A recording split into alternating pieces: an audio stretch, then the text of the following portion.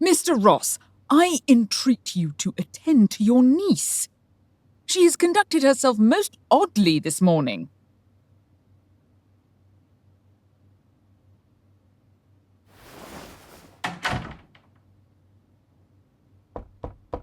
Why are you suddenly in such a bad temper? Your fiancé's carriage will be arriving shortly. He has travelled all the way from the capital. Will you not grant him, at the very least, a brief audience? You are being most unreasonable.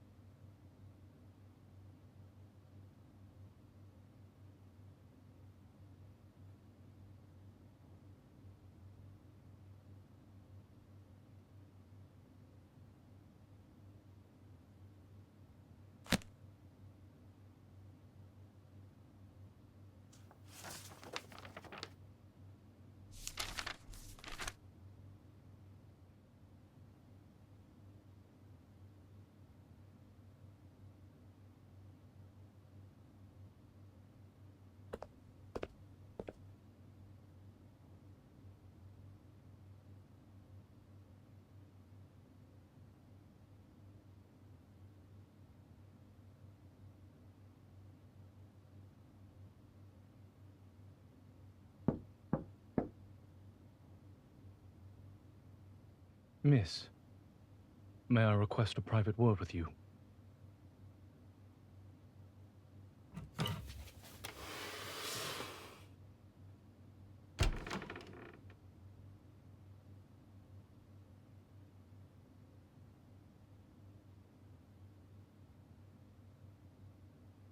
Miss, I must forego the liberty of kissing your hand, for it would be improper given our current circumstance. Do allow me to introduce myself. I am Zayne.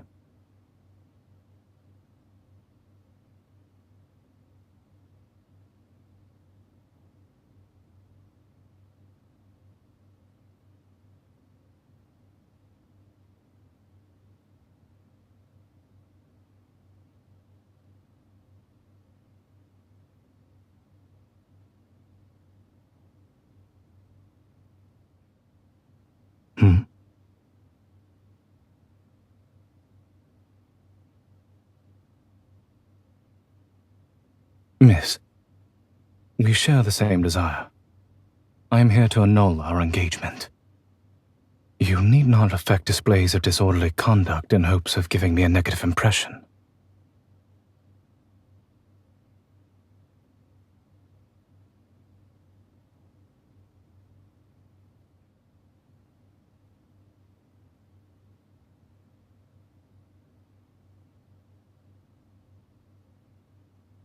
If there are no objections to annulling the engagement, we should settle the matter of compensation. I intend to hand you Morley Manor, one of my estates.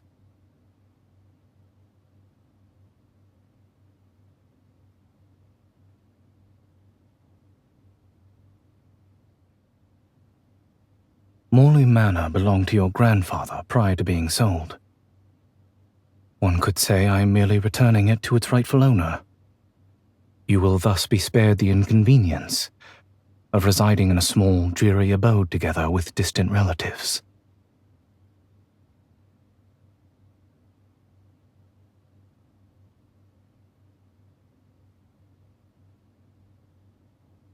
Should you be concerned about gossip following the dissolution of our engagement, my father has a cousin, Lady Herlin, who will soon be visiting the county. She enjoys considerable esteem in the capital, and the young noblewomen she takes under her wing never fail to distinguish themselves during the social season. Every year in late spring, distinguished families host balls and charity dinners. It is a time for young ladies and gentlemen to present themselves and get acquainted. It is merely a suggestion. Whether you heed it or not is up to you, miss. If you wish, I can arrange for you to meet my aunt at the manor.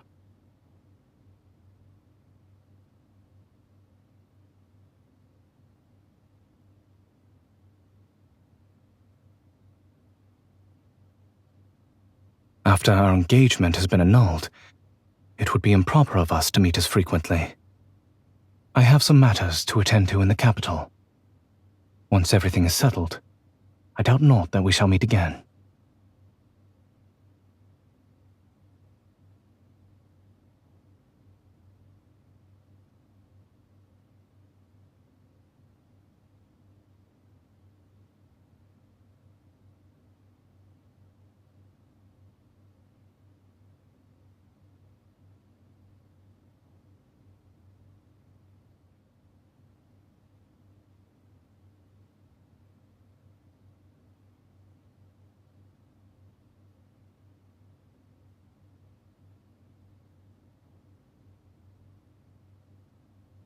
But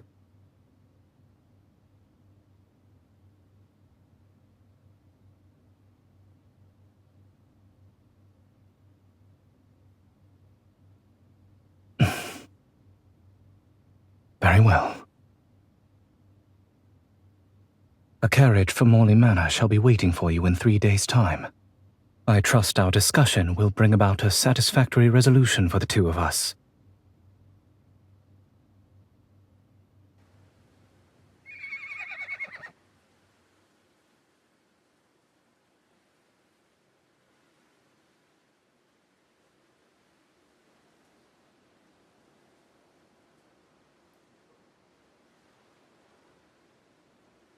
A lady must be graceful at all times, even upon horseback.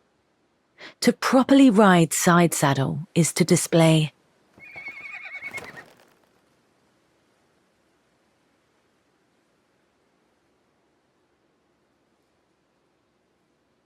How curious. You are the second person to advise me so. The first was Zayne. Indeed. You should talk to each other some more over the coming days. You might find you have much in common. He returned just the day before yesterday. Though he may not be found too often at the manor, you are bound to see him sooner or later.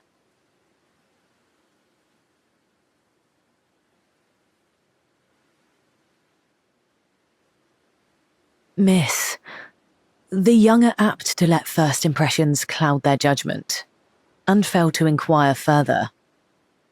For my part, I believe you will see each other differently after spending some more time together. And I have always noticed how the hand that first grabs the reins determines the course. Speaking of which, yesterday I heard the butler complain that Zayne's boots are perpetually muddied. I suspect he's been frequenting the neighbouring farm.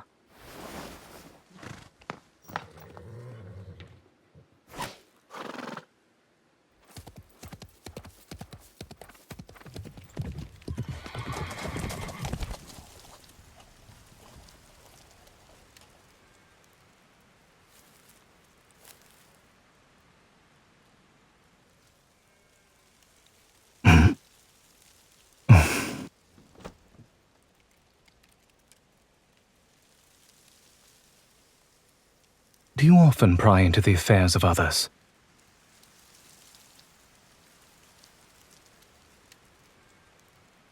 I am obliged to you for the offer, yet I fear your pony would not bear us both.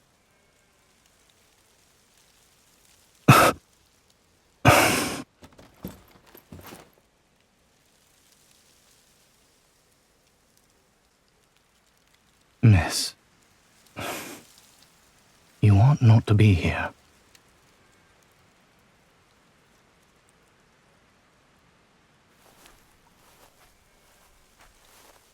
Your curiosity regarding me knows no bounds.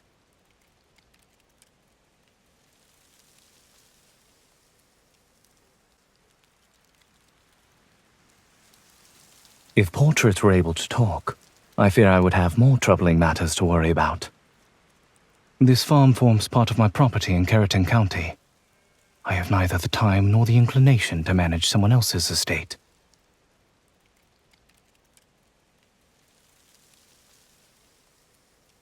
It is only proper that I patronize our local produce.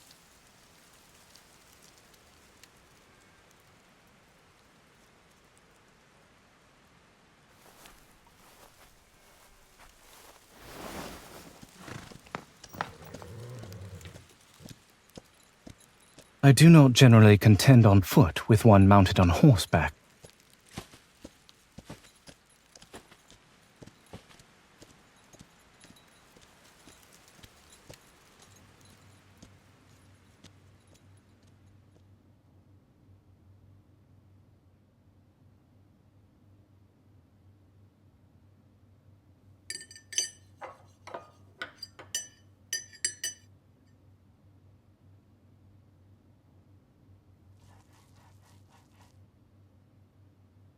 The villagers harvested them and offered them to me.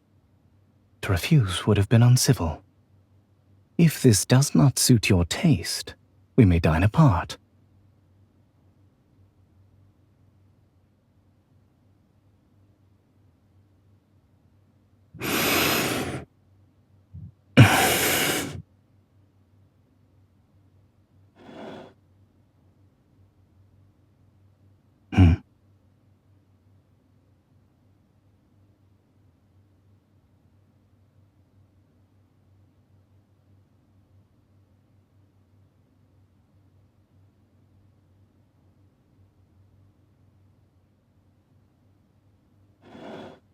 If it pleases you, you may have mine. I do not presume to dictate what others sow in their fields. You, however, do ask a great many questions, yet without ever disclosing your purpose.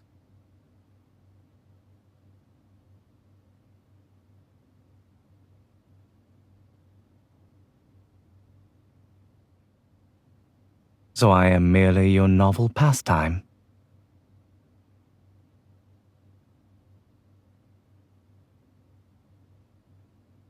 A most generous offer.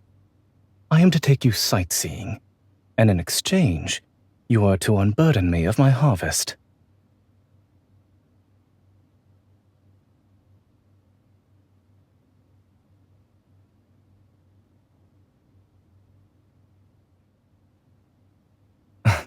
You offered to give a helping hand, did you not?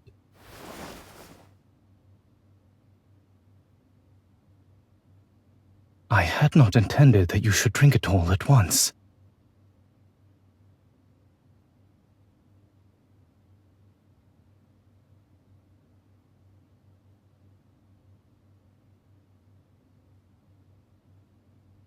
Very well. I accept your offer.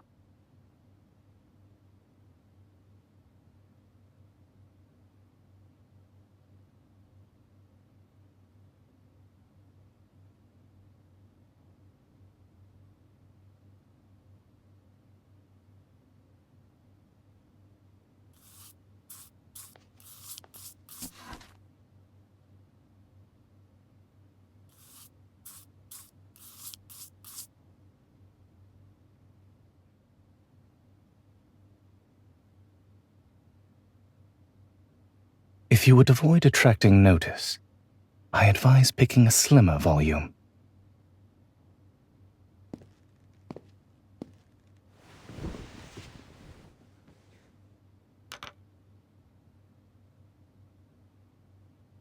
Should curiosity prompt you, you may try it on. Pray excuse me.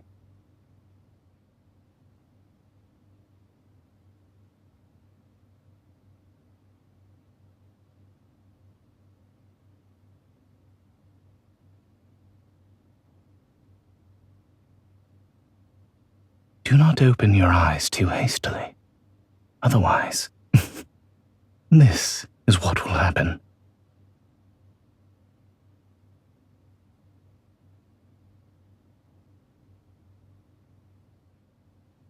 If not the monocle, perhaps it is these volumes that engage your interest.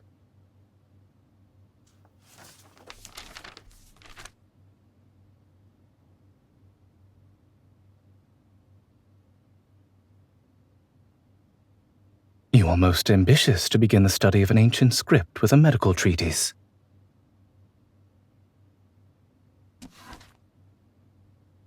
Here is the translation, if you wish to consult it.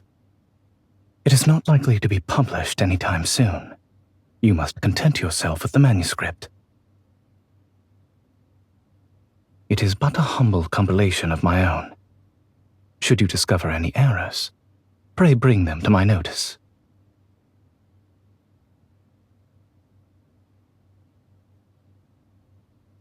If that is all, I shall now continue my work.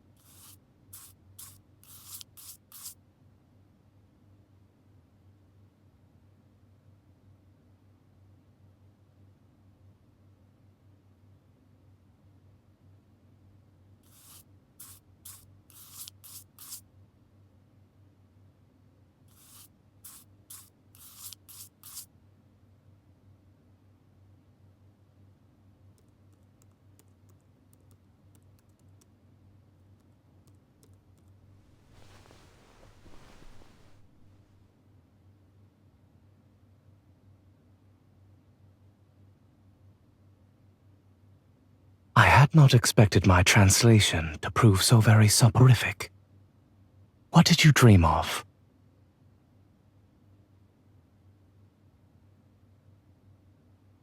Indeed. And what was to be expected hereafter?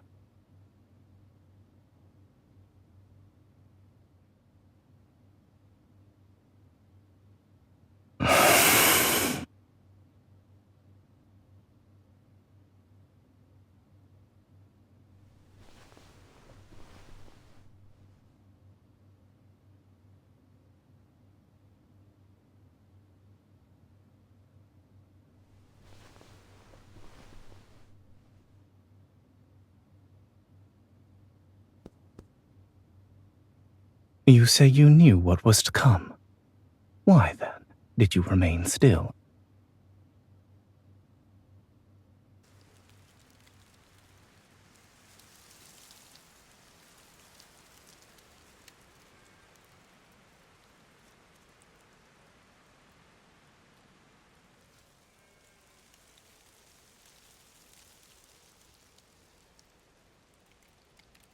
Keep out of the rain.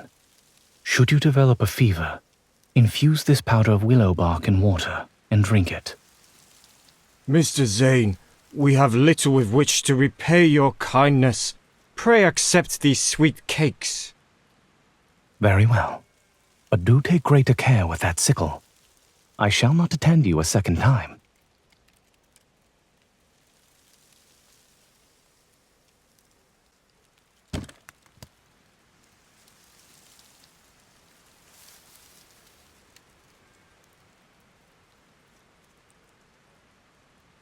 You may say so. The subjects of my research happen to be remarkably talkative. You have. Whence arises this sudden interest?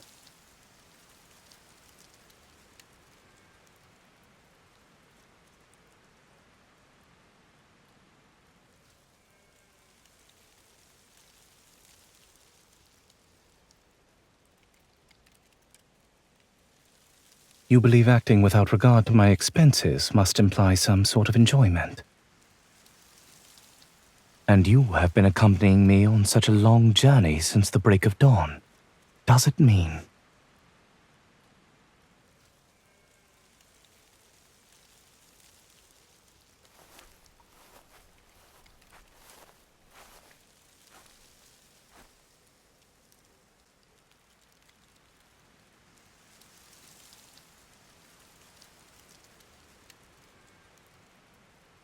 More or less so, yes.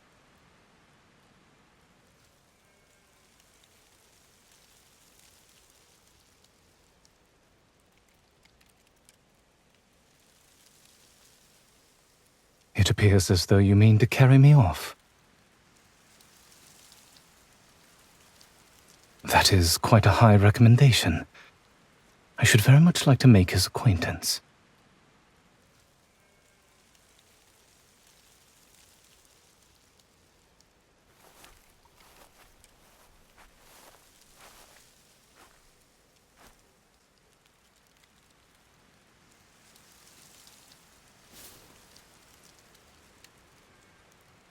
Perhaps I merely wish to be certain that the choices I make are indeed my own, and not just the consequences of a perceived duty.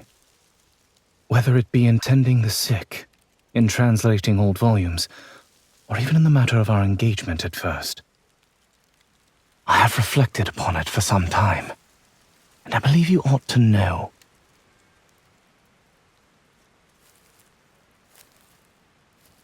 I will speak plainly. I now see you in a different light.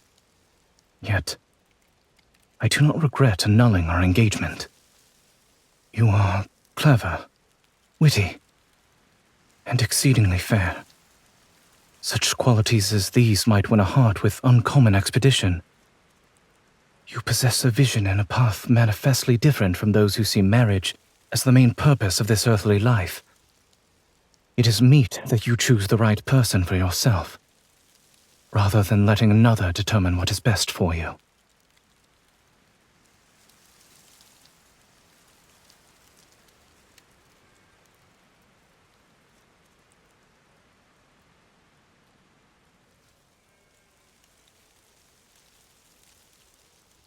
I know because I saw how your eyes lit up when you spoke of that physician.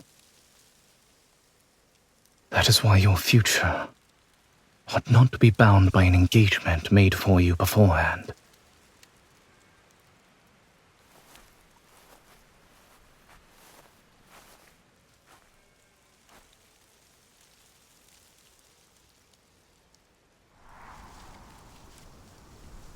I cannot answer that with certainty, miss. Yet I do attempt to use my discernment.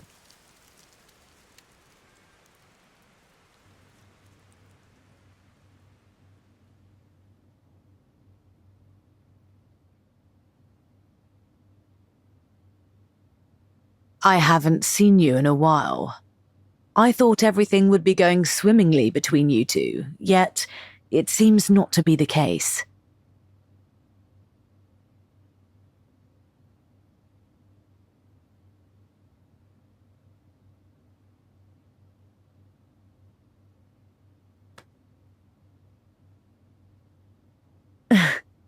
Pray leave this matter to me, miss. The social season is drawing near in the capital. If you are to make your debut at the ball, you must have a partner with whom to practice.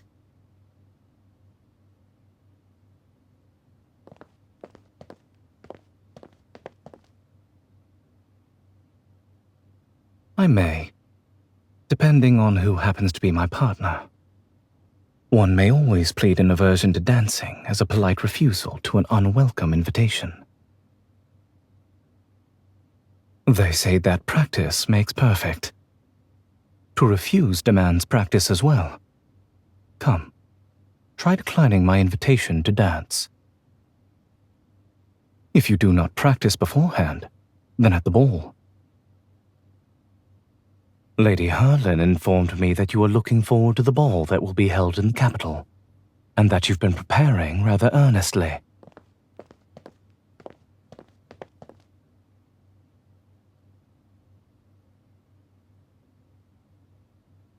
Were I to say no, would you indeed give it up?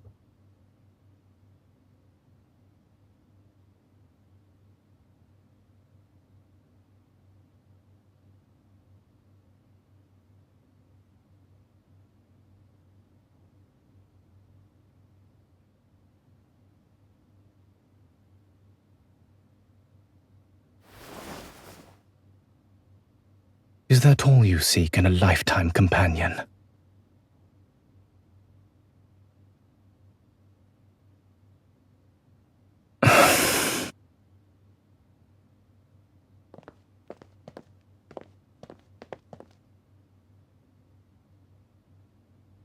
As soon as you had received my portrait, you expressed a wish to break off our engagement.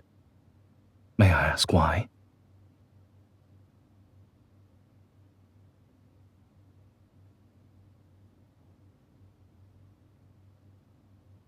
Did you find my appearance disagreeable?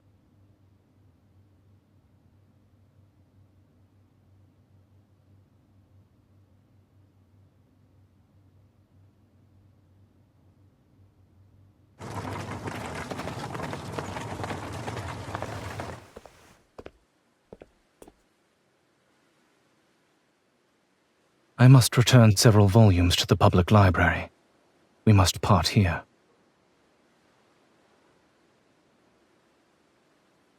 Then he must secure a carriage of his own.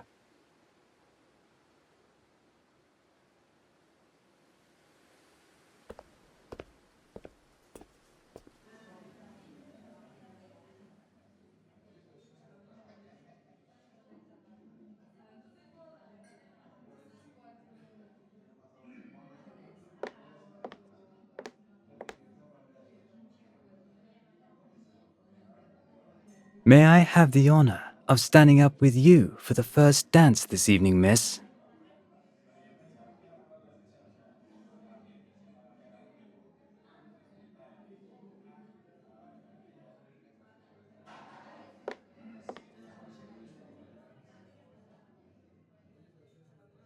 Were another gentleman to ask you, would your answer be any different?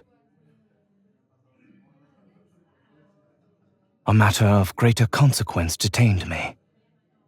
Miss, this evening is more than a mere occasion for merriment. It marks your entrance into high society. A polite smile or a courteous nod may be misconstrued as eagerness to accept a gentleman's advances. I'm not doubting the acuity of your discernment. However, accepting a stranger's hand during the ball is often enough to kindle idle tongues. I suspect even Lady Herlin neglected to caution you on this point.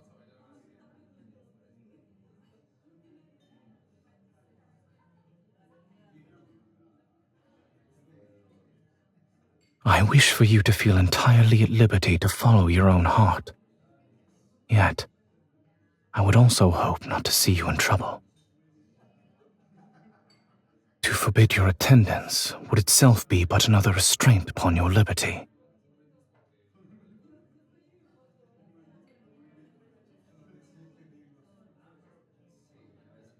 Well then, have you another gentleman in view for the next dance?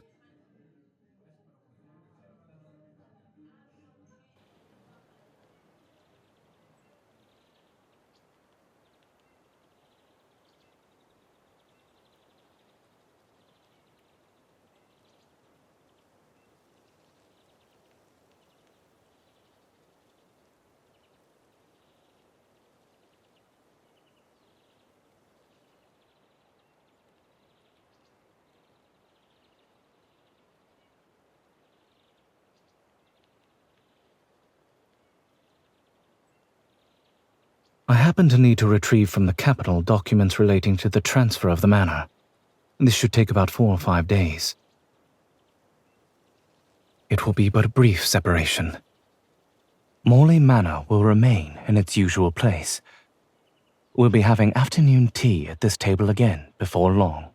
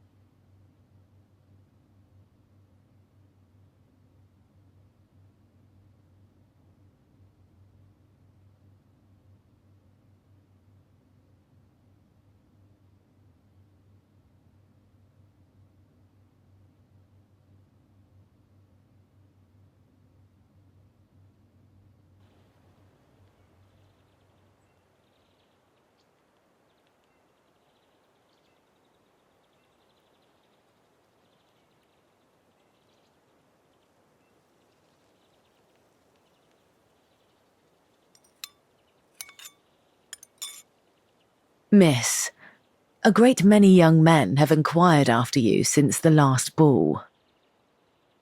But none compare with Zayne. Is that right?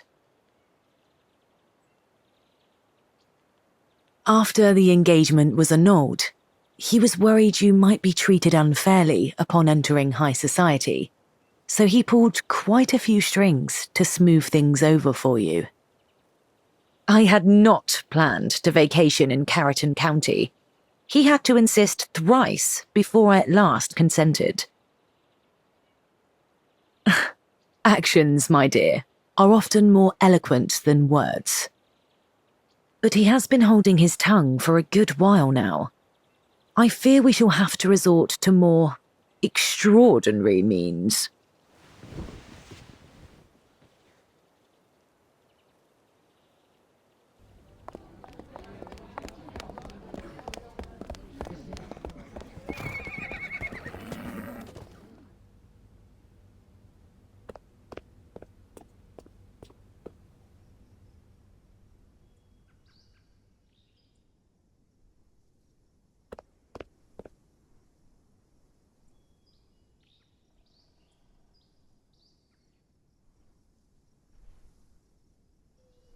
Good morning, miss.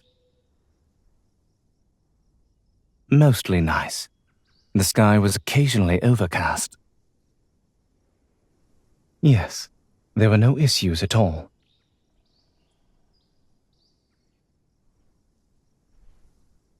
It was my intention to return early.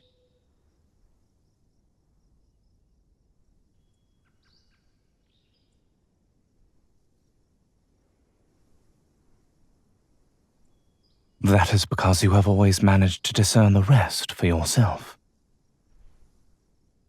If that is the case, I shall endeavor to be a tad more loquacious moving forward.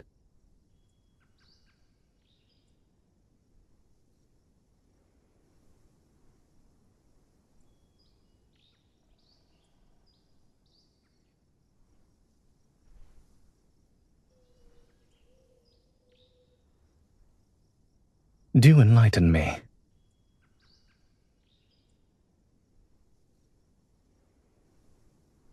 Oh?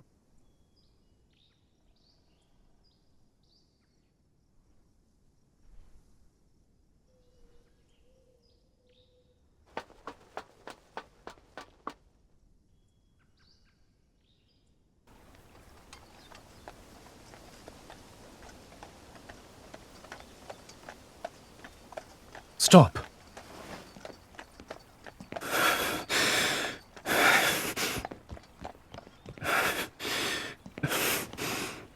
Miss, I believe we must clear up some matters between us. Pray allow me a moment.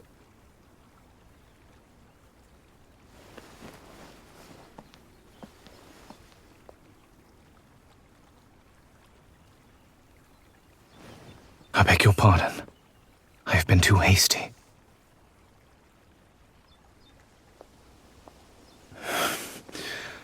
I always thought I ought to be more prudent in discussing such matters with you.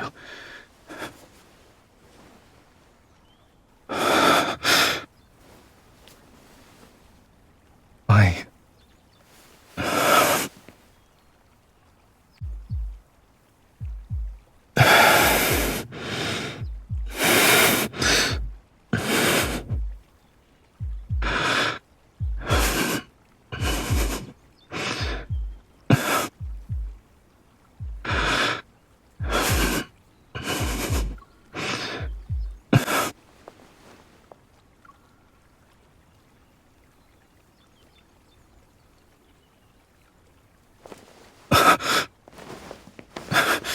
Pray forgive me.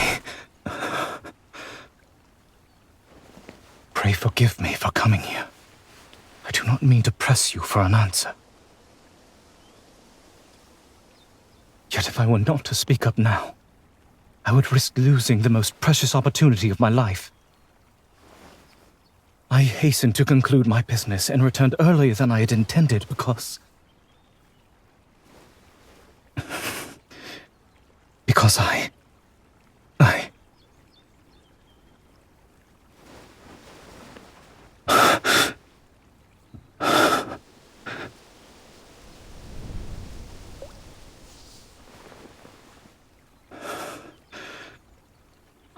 to renew our engagement.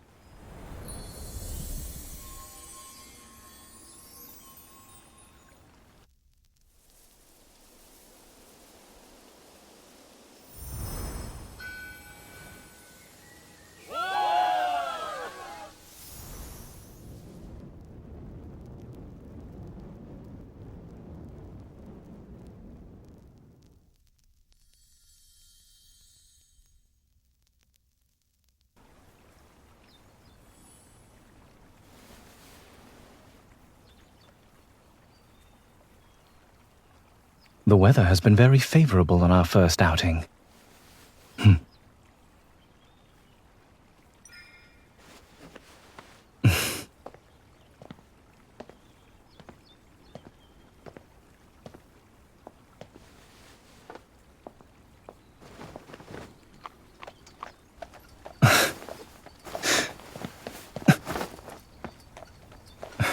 I would rather sit beside you today.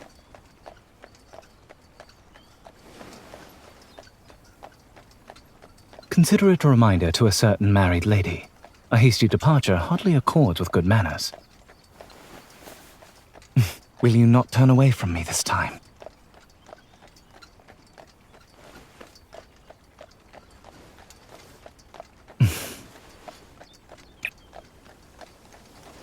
I am honored, my lady.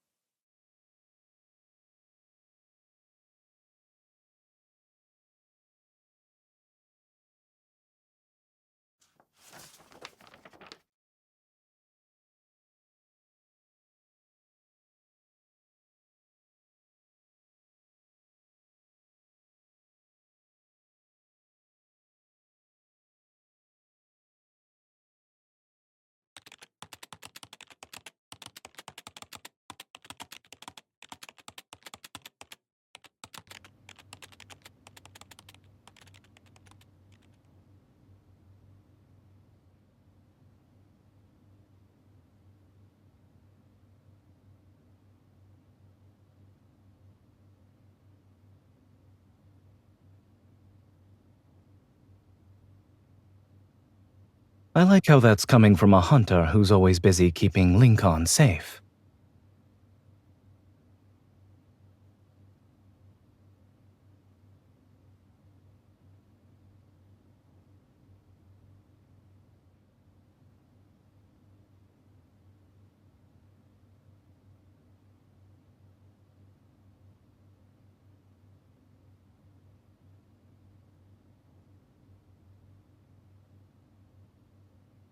I can only read a little so far. That's why I'm merely a medical consultant, not a translator.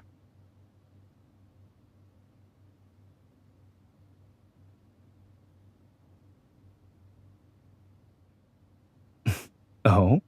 I seem to recall someone being desperate to leave at first.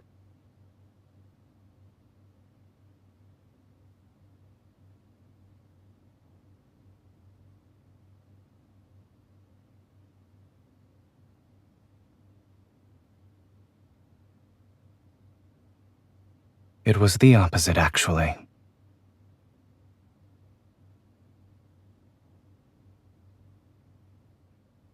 When I first saw you at the Ross's estate, I thought how happy it would be if we could cast aside rank, fortune, and every other distinction. And if this young lady might choose me entirely of her own accord.